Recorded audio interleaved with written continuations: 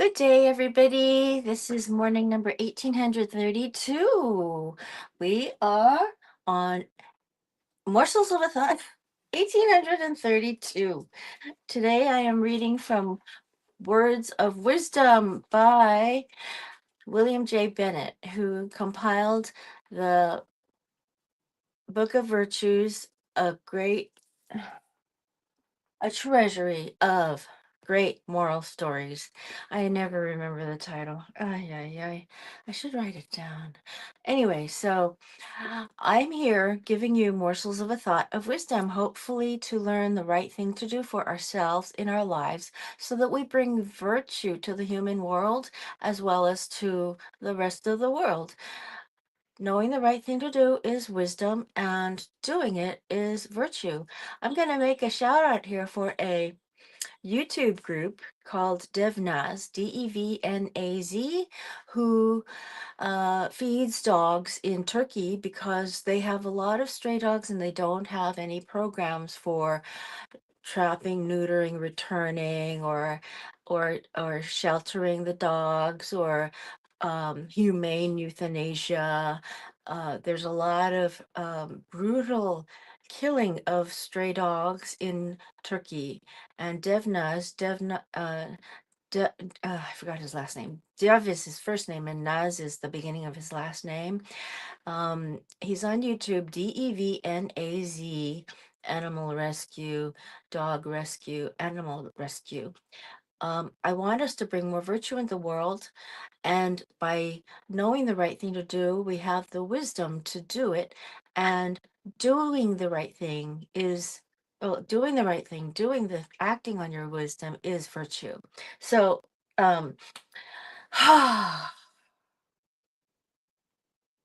that's my shout out for today. And Dev, if you happen to see this, I really hope this helps you get a few more followers, because a big bag of dog food in Turkey costs about $20 to $60, and they use at least 5 bags every day. And they could use memberships. The memberships are $6.99 for the basic beginner membership. So I'm going to shout out to them. Meanwhile, my own channel is called Ying Orange 99, YINGORANGE 99. I am technologically challenged, so even though I call myself Ying Yang, 2 words, my handle on YouTube is @YINGORANGE 99, numeral nines. So I'm reading to you things that are virtuous and how we must work. Work is a virtue. What you're getting here is what a treasury of great moral stories is a way for William J. Bennett to give you what he believes is the right thing to do. And we're saying things through his life experiences. So morsels of a thought that we know the right things to do so we can have more virtue. Yay, team, yay. Okay, darning needle. I'm on page 360 right here on in the Book of Virtues on Work by Hans Christian Andersen. The Darning Needle is a story that William J. Bennett has compiled here, in which we see what happens to those who believe they are above hard work. There was once a darning needle who thought himself so fine that she came at last to believe that she was fit for embroidery. Mind you now, mind now that you hold me fast, she said to the fingers that took her up. Pray don't lose me. If I should fall on the ground, I should certainly be lost. I am so fine. That's more than you can tell, said the fingers, as they grasped her tightly by the waist. I come with the train, you see, said the darning needle, as she drew her long thread after her, but there was no knot in the thread. The fingers pressed the point of the needle upon an old pair of slippers in which the upper leather had burst and must be sewed together. The slippers belonged to the cook. This is very coarse work, Coarse, said the Darning Needle. I shall never get through alive. There, I'm breaking, and break she did. Did I not say so? Said the Darning Needle. I'm so delicate for such work as that. Now it's quite useless for sewing, said the fingers, but they still held her all the same, for the cook presently dropped some melted sealing wax upon the needle and then pinned her neckerchief in front with it. See, now I am a breastpin, said the Darning Needle.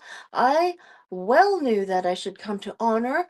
When one is something, one always comes to something. Merit is sure to rise. And at this she laughed, only inwardly, of course, for one can never see when a Darning Needle laughs. There she sat now, quite at her ease, and as proud as if she sat in a state carriage and gazed upon all about her. May I take the liberty to ask if you are made of gold? She asked of the pin, her neighbor. You have a splendid appearance and quite a remarkable head, though it is so little. You should do what you can do to grow. Of course, it is not everyone that can have sealing wax dropped upon her. And the Darning Needle drew herself up so proudly that she fell out of the neckerchief into the sink, which the cook was at that moment rinsing. Now I'm going to travel, said the Darning Needle, if only I don't get lost. But that's what, but that was just what happened to her. I'm too delicate for this world, she said, as she found herself in the gutter. But I know who I am, and there is always some little pleasure in that. It was thus that the Darning Needle kept up her proud bearing and lost none of her good humor. And now all sorts of things swam over her, chips and straws and scraps of old newspapers. Only see how they sail along, said the Darning Needle to herself. They little know what is under them, though it is I, and I sit firmly here. See, there goes a chip. It thinks of nothing in the world but itself, of nothing in the world but a chip. There floats a straw. See how it turns and twirls about. Do think of something besides yourself, or you may easily run against a stone. Now she's talking about straw that grows like hay. There swims a bit of newspaper. What's written upon it is forgotten long ago.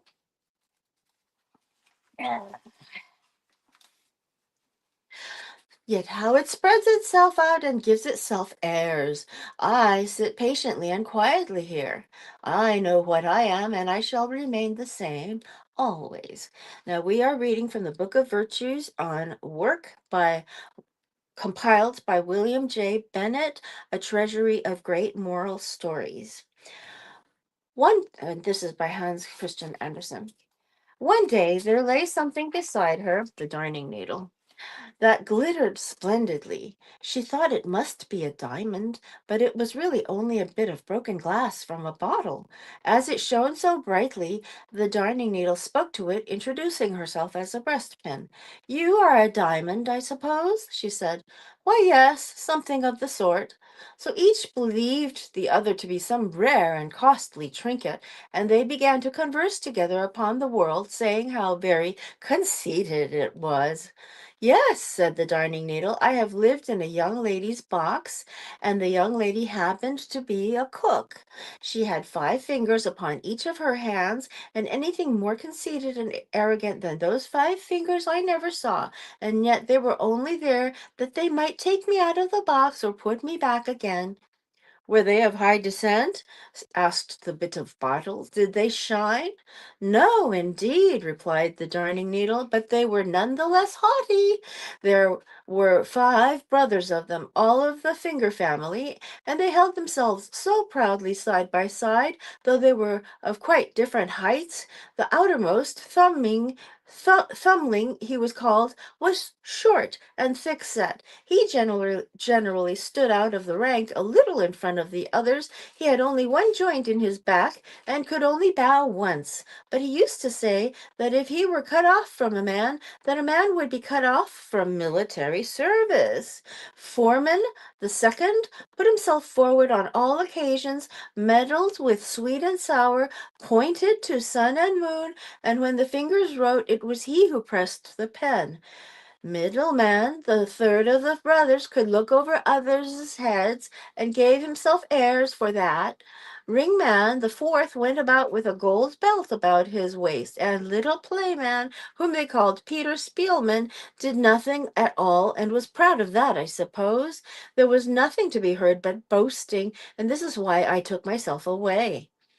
And now we sit together, and now we sit here together and shine, said the bit of bottle. At that very moment, some water came rushing along the gutter, so that it overflowed and carried the glass diamond along with it. So he is off, said the Darning Needle, and I still remain. I am left here because I am too slender and genteel, but that's my pride, and pride is honorable. And proudly she sat, thinking many thoughts.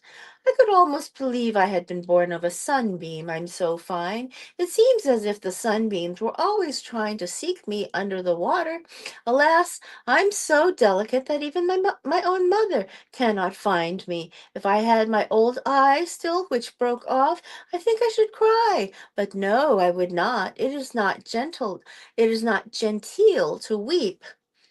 One day a couple of street boys were paddling about in the gutter, hunting for old nails, pennies, and such like. It was dirty work, but they seemed to find great pleasure in it. "Hullo!" cried one of them as he pricked himself with the darning needle. "Here's a fellow for you." "I'm not a fellow, I'm a young lady," said the Darning Needle, but no one heard it. The sealing wax had worn off, and she had become quite black. But black makes one look slender, and is always becoming. She thought herself finer than even before. "There goes an eggshell sailing along," said the boys, and they stuck the Darning Needle into the shell. "A lady in black and within white walls," said the Darning Needle. "That is very striking. Now everyone can see me. I hope I shall not be seasick, for then I shall break." But the fear was needless. She was not seasick, neither did she break. Nothing is so good to prevent seasickness as to have a steel stomach and to bear in mind that one is something a little more than an ordinary person. My seasickness is all over now. The more genteel and honorable one is, the more one can endure. Crash went the seashell as a wagon rolled over both of them. It was a wonder that she did not break. "Mercy, what a crushing weight!" said the Darning Needle. "I'm growing seasick after all. I'm going to break." But she was not sick, and she did not break. Though the wagon wheels rolled over her, she lay at full length in the road, and there let her lie. Hmm. Conceit. You do nothing, and you think of yourself as somebody doing something. You may not be very useful to anybody, especially if you break so often. Or Mr. Meant to. Here are the famous words of Benjamin Franklin: "Work while it is called today, for you know not how much you may be hindered tomorrow. One today is worth two tomorrow. Never leave that till tomorrow, which you can do today." Mr. Meant to, capital M, capital T, has a comrade, and his name is Didn't Do, capital D, capital D. Have you ever chanced to meet them? Did they ever call on you? These two fellows live together in the house of Never Win, and I'm told that it is haunted by the ghost of Might Have Been. Interesting. Now, the story of the husband who was to mind the house. This old Scandinavian tale teaches us to respect others' hard work. Once upon a time there was a man so surly and cross he never thought his wife did anything right round the house. One evening during haymaking time he came home complaining that dinner wasn't on the table, the baby was crying, and the cow had not been put in the barn. "I work, and I work all day," he growled, "and you get to stay home and mind the house. I wish I had it so easy. I could get dinner ready on time, I'll tell you that." Dear love, don't be so angry, said his wife. Tomorrow let's change our work. I'll go out with the mowers and cut the hay, and you stay home and mind the house. The husband thought that would do very well. I could use a day off, he said. I'll do all your chores in an hour or two and sleep the afternoon away.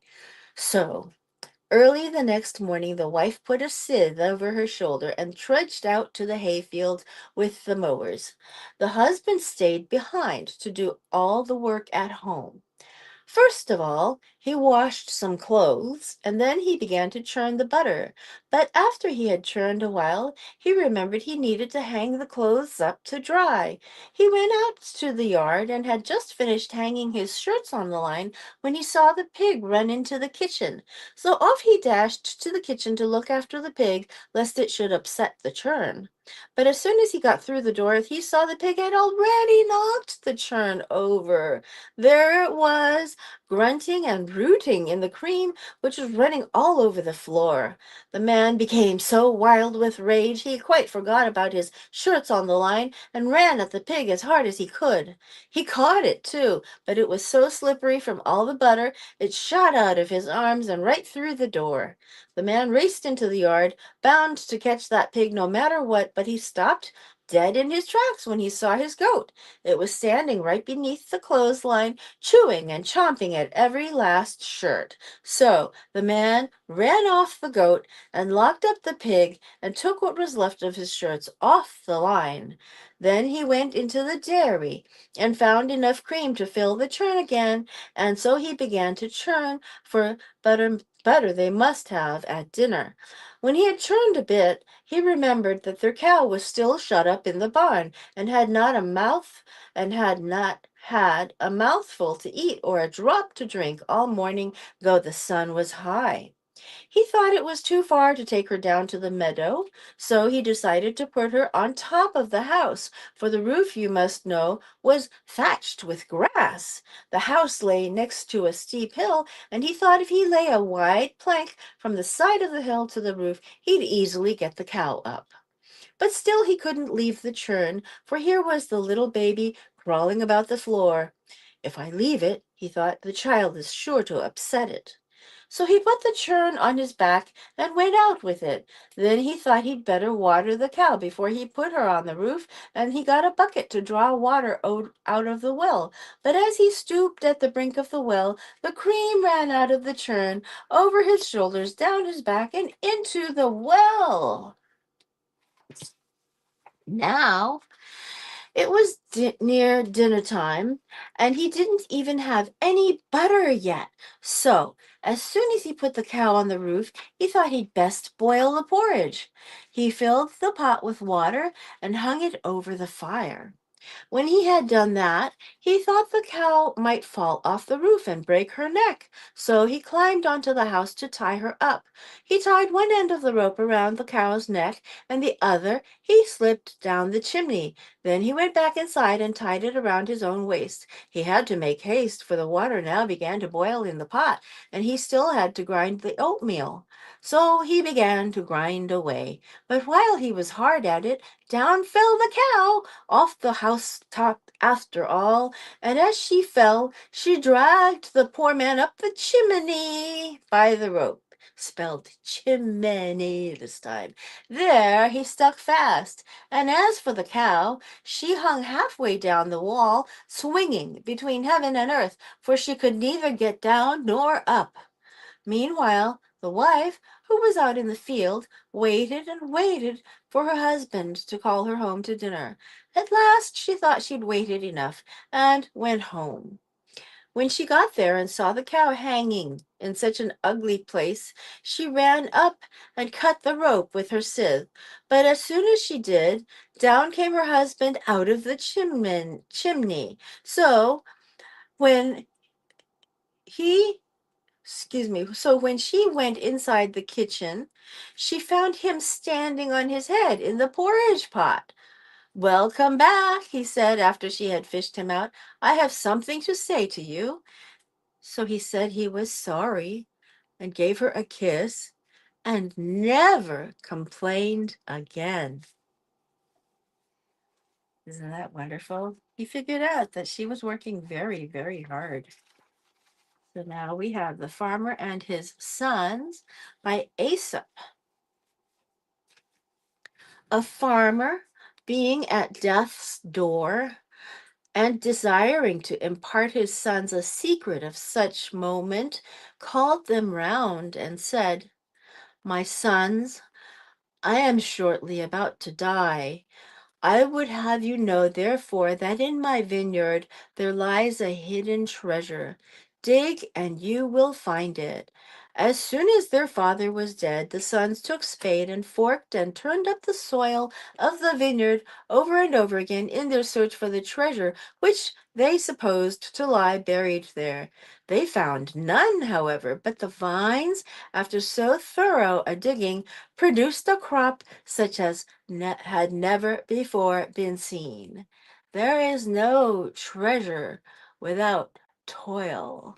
This father knew that his sons would be looking for the treasure earnestly, and he told them to do this so that he wouldn't have to tell them, You must churn the vineyard. And he persuaded them to do the work because they were motivated by a reward rather than the work itself. However, they were rewarded with the best crop that they had ever had. So this father was very, very wise when he was on his deathbed. I want to read one that lasts 2 minutes, but this may be too long, so I have to go back and look for another one that was shorter. I don't think there's anything shorter. Anything. I need to find Mr. Met, we just read. The husband who was to mind the house, we just read. The darning needle, we just read. And I wonder if there's a poem. Alice's Supper by Laura E. Richards. We should remember that everything which comes to our table is the harvest of labor. Far down in the meadow the wheat grows green, and the reapers are whetting their sickles so keen. And this is the song that I hear them sing, while cheery and loud their voices ring. 'Tis the finest wheat that ever did grow, and it is for Alice's supper. Ho, ho! Far down in the valley the old mill stands, and the miller is rubbing his dusty white hands. And these are the words of the miller's lay, as he watches the millstones a grinding away. 'Tis the finest flour that money can buy, and it is for Alice's supper. Hi, hi!